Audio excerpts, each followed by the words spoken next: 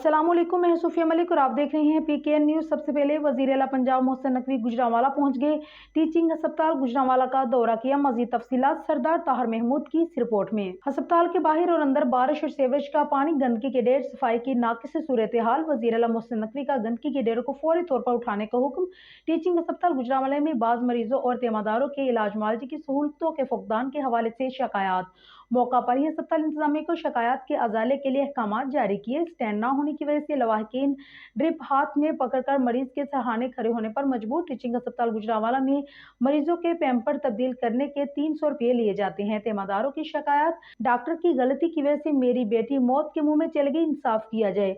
मजलूम मां मिसेज ताहरा की वजीर आला मोहसिन नकवी से अपील। वजीर आला मोहसिन नकवी ने डिप्टी कमिश्नर गुजरांवाला को फौरी तौर पर इंक्वायरी का हुक्म दे दिया। वजीर आला मोहसिन नकवी ने dialysis centre, medical, kidney ward, बच्चा वार्ड, वेटिंग एरिया और इमरजेंसी ब्लॉक का भी दौरा किया।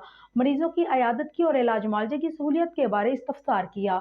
वजीर आला मोहसिन नकवी ने चाइल्ड प्रोटेक्शन ब्यूरो की इमारत का भी दौरा किया और टीचिंग अस्पताल गुजरांवाला के बच्चा वार्ड को शिफ्ट करने के हवाले से किए जाने वाले इंतजाम का जायजा लिया। बच्चा वार्ड की शिफ्टिंग जल्द करने की हदायत। कमिश्नर गुजरांवाला, RPO गुजरांवाला और MS अस्पताल वजीर आला मोहसिन नकवी की आमद के बाद पहुंचे।